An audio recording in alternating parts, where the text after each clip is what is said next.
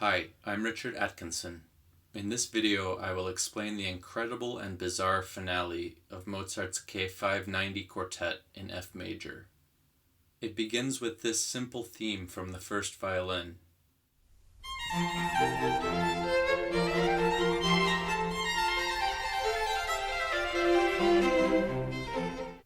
Notice that a large portion of the theme consists of this descending pattern that will be highlighted in blue when it occurs throughout the movement, which, as you'll soon find out, is very frequently.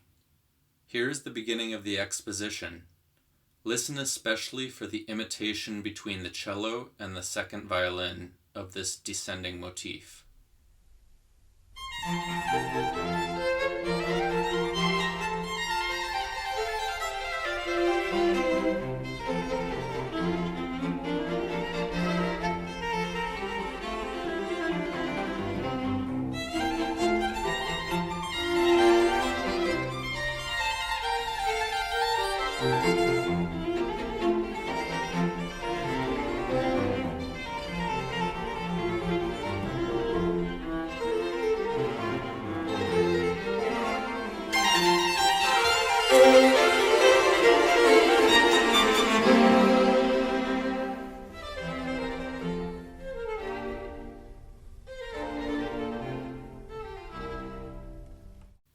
Now listen to the transitional section as it modulates to the dominant.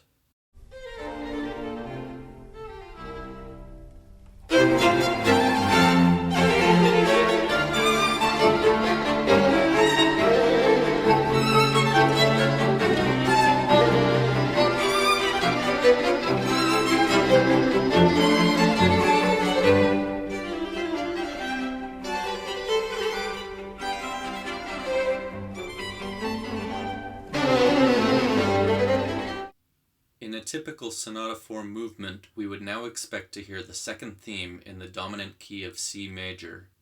In this movement, Mozart instead introduces a new theme in C minor, consisting of repeated staccato notes and a turn. Amazingly, the accompaniment for the new theme is the familiar descending motif from the first theme. Even more amazingly, the theme is immediately repeated in E-flat major, but this time in double imitation among all four instruments. Also notice at the end of this passage, the viola plays the first occurrence of what I'm going to call the ascending motif, which is just the inversion of the original descending motif. An inversion is the horizontal reflection of the original music, or if you're a math person, a reflection across the x-axis. Now listen to this whole passage.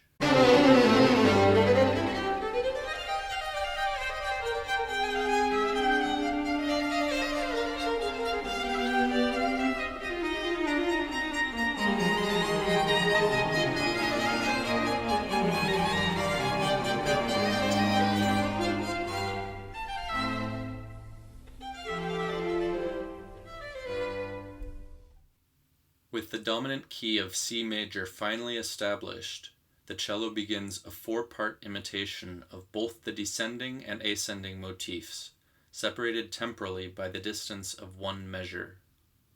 This is followed by another instance of four-part imitation of both motifs, this time separated only by 1/2 a measure.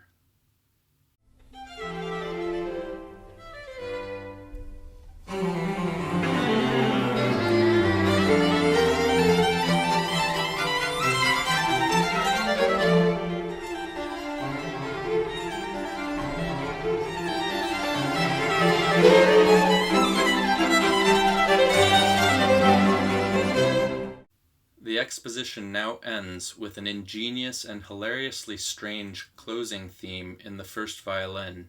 It resembles the original descending motif, except that it doesn't descend, but instead repeats the same 3 notes over the framework of an even number of notes, giving it an off-kilter rhythmic quality. This quality is enhanced by an even stranger syncopated passage in the second violin, possibly my favorite passage of the movement, which alternates between the dissonant D sharp and the consonant E. Adding even further to the comedy, the viola plays a syncopated open fifths drone, a technique often used by Mozart, Haydn, and Beethoven in humorous moments to simulate rustic folk music. Now listen to the whole closing theme.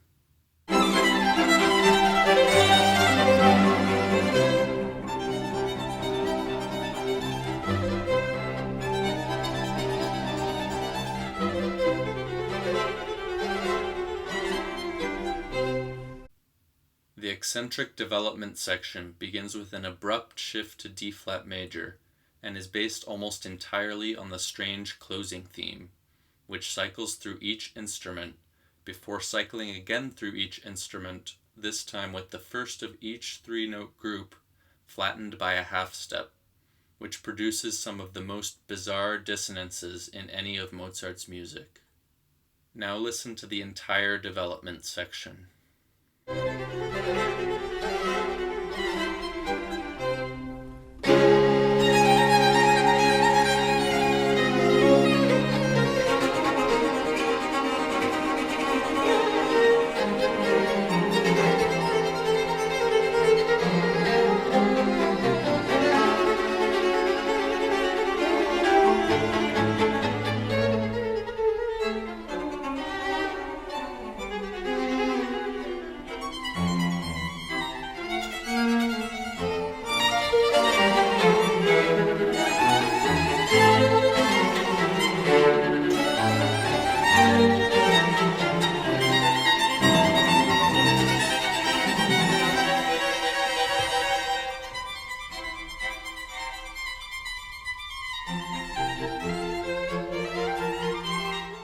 The recapitulation is very similar to the exposition, so I won't spend time explaining it. The main difference, other than the lack of modulation to the dominant key, is the closing theme. This time, instead of playing the strange syncopated passage, the second violin plays a passage with grace notes, adding to the rustic nature of the theme. When the theme repeats, the strange syncopated passage reappears as a double stop in the viola part. This video will now conclude with the final bars of this exceptionally intricate and unusual movement.